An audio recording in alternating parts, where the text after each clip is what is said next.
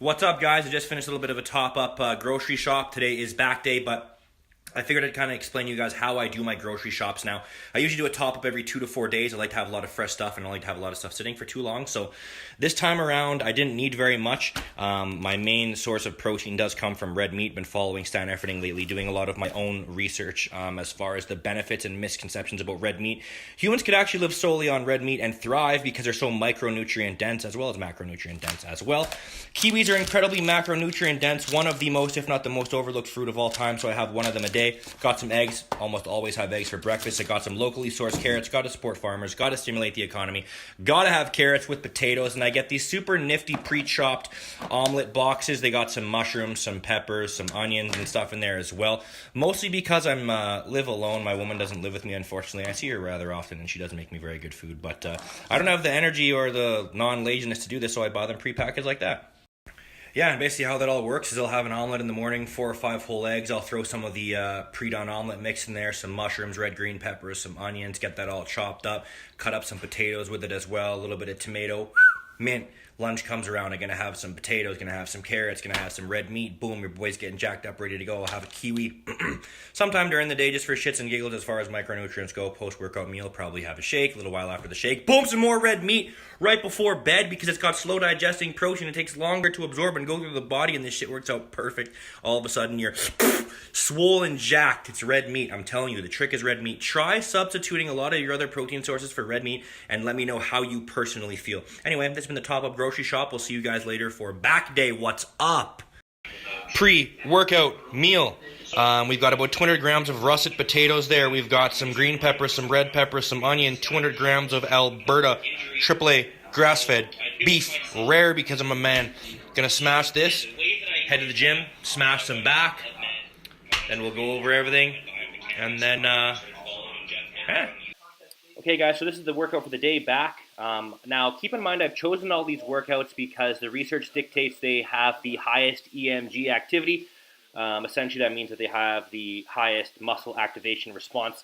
So that's the reasoning for all of these workouts. But just take a quick peek there, and we'll get to the workout here soon.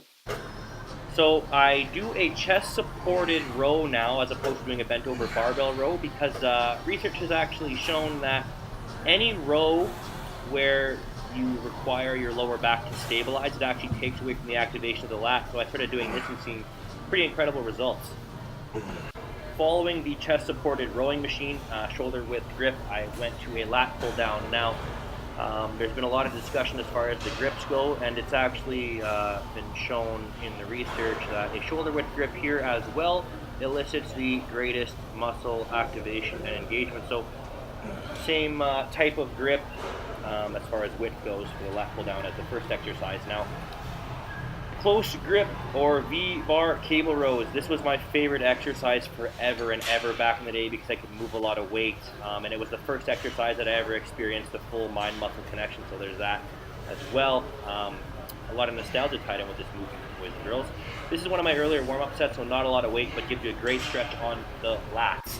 Speaking of a stretch on the lats, I started incorporating unilateral dumbbell rows again because I'm obviously trying to weed out any asymmetrical deficiencies, and there's been a lot of research done lately regarding how impactful and important it is for your gains to have a strong stretch on your muscles, especially big muscle groups like the lats, even the traps actually as well.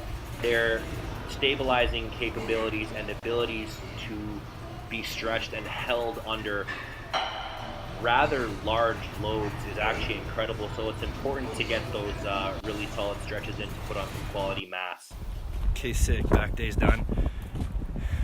And I come on to a fucking blizzard.